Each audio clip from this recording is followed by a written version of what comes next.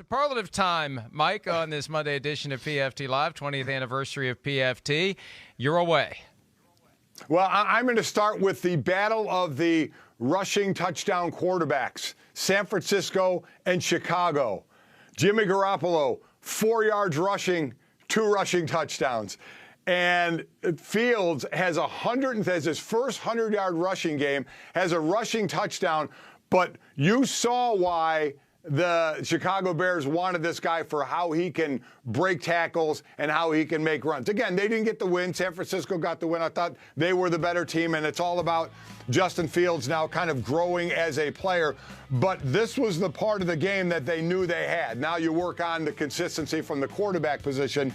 But for a guy that looks like he's going to be dead in the water in the backfield to reverse his field and do what he did, and as I said, end up with 103 yards rushing, and the touchdown, I thought was a nice step for him, even though it was a loss. Again, I look at little victories, and they didn't get a victory overall, but the little things of what he's doing and what his strengths are.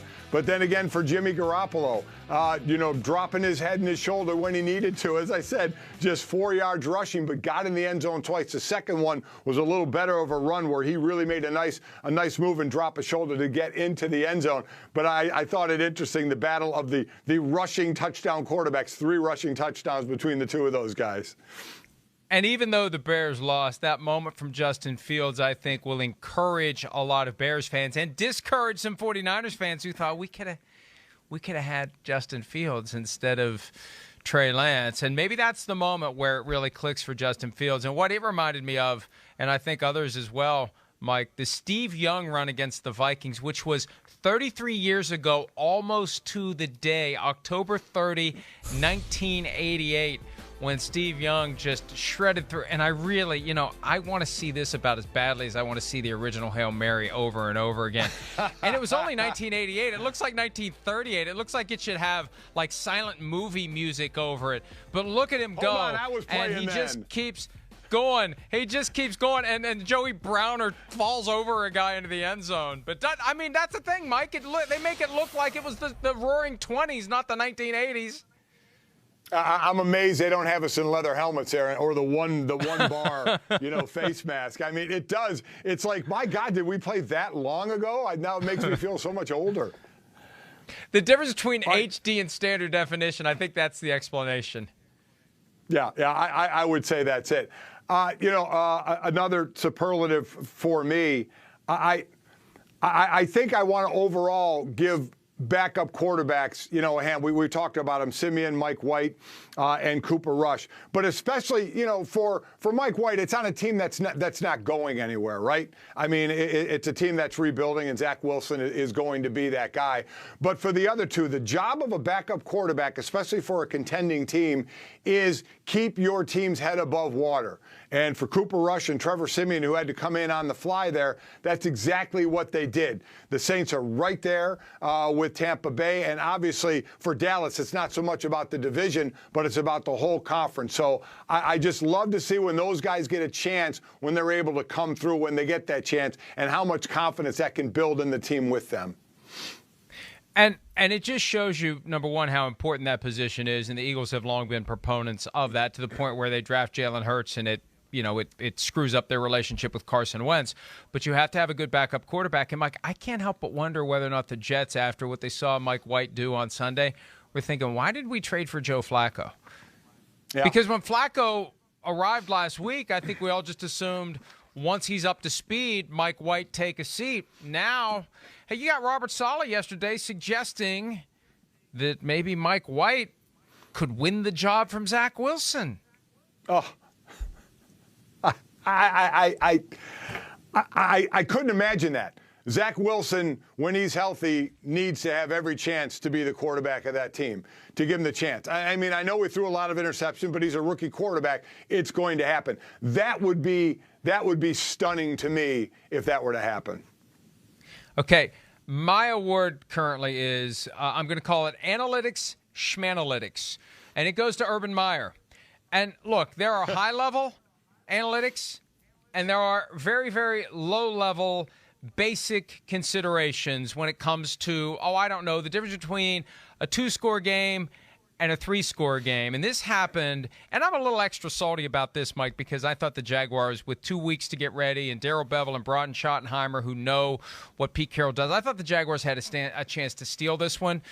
Seahawks on a short week. There's a lot of factors. And, of course, the Seahawks blew them off the field. But it's 24-0 with 2 minutes left in the game, and the Jaguars finally score. Well, the math isn't that difficult. 8 times 3 is 24. If you score a touchdown there and kick the extra point, you're down 17.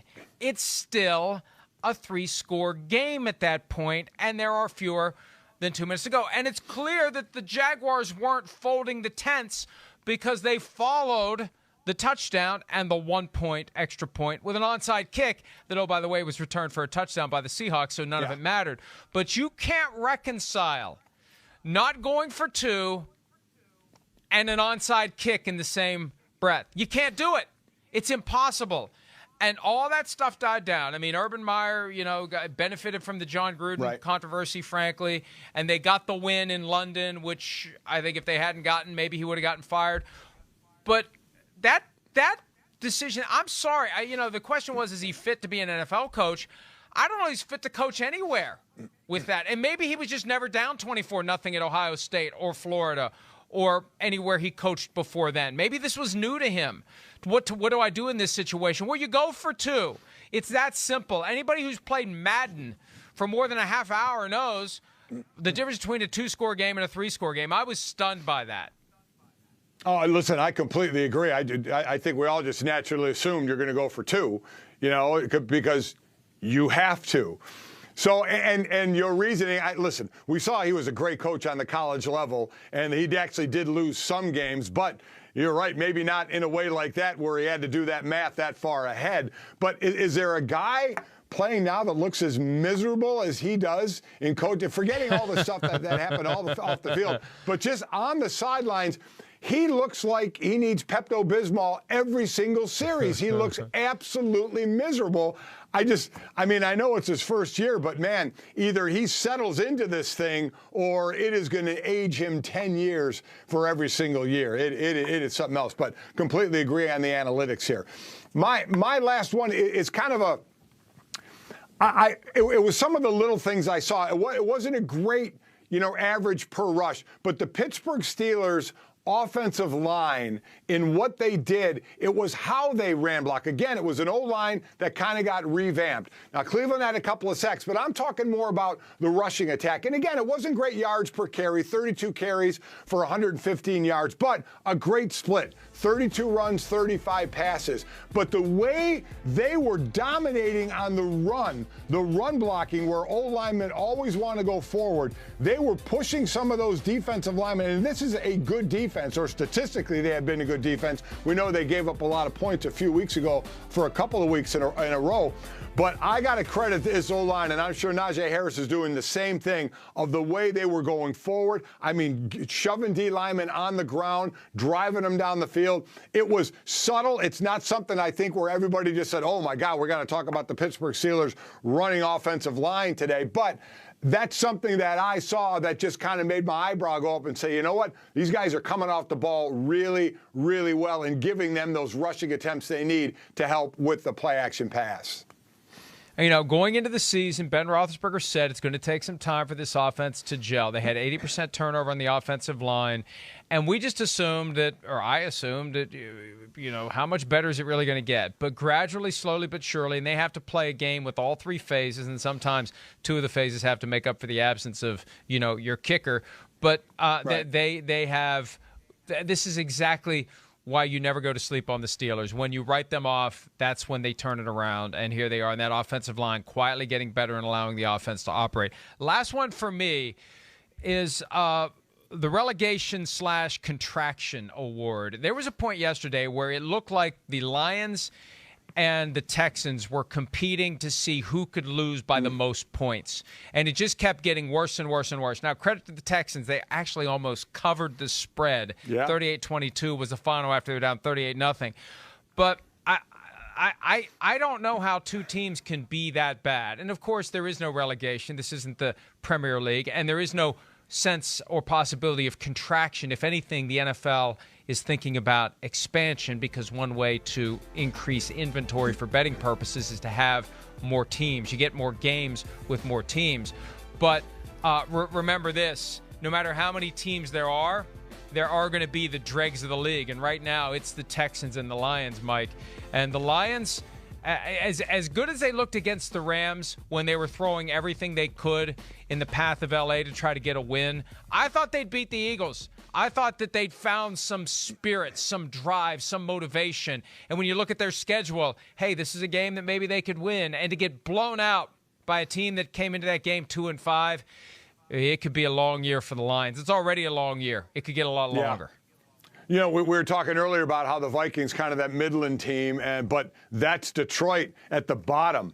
They're stuck there. You want to talk about frustration? They just can't get out of the basement at all. And I'm with you, but we see it in all sports. These are all professionals, so you would think it would be a little closer with the talent level. But it's not. But it happens in every sport. There's the worst teams in the league. The key is it's supposed to work to where you get better. You know, whether by coaching or by draft picks or by moves or by free agency or by trades or something. And when you don't, I mean, that's just not a look at the players. That's a look at coaches. That's a look at upstairs. That's a look at ownership and everything. But I'm with you. I didn't think they were going to lose every single game this year, and I don't, because they are playing hard, and I thought this was a game they might get. But credit the Eagles. Great pressure on the quarterback in this one. The defense really, really stepped up here for Philly. But I thought this was one, because Detroit is playing hard, that they could get. But this is what happens when you're a bad team. Sometimes you play well enough to win, and you don't, and sometimes you just look horrific and you get blown out.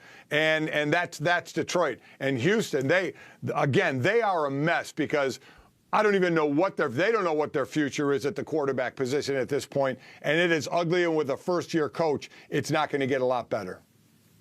And the Lions go into their bye week now, and they come out of it, and look, they still have 9 games left, but they are 0-8.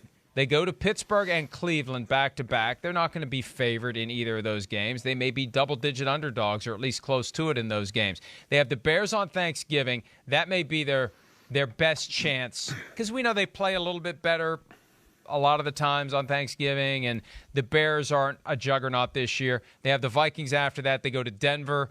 Going to Denver makes it a little harder. They got the Cardinals. They go to Atlanta. They go to Seattle, and they finish the season with a visit from the Packers.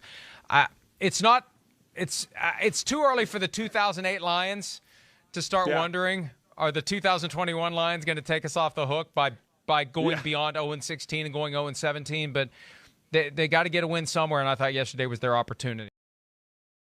Hi, I'm Mike Tirico, and thanks for watching. Make sure to hit subscribe for the latest news and highlights from NBC Sports.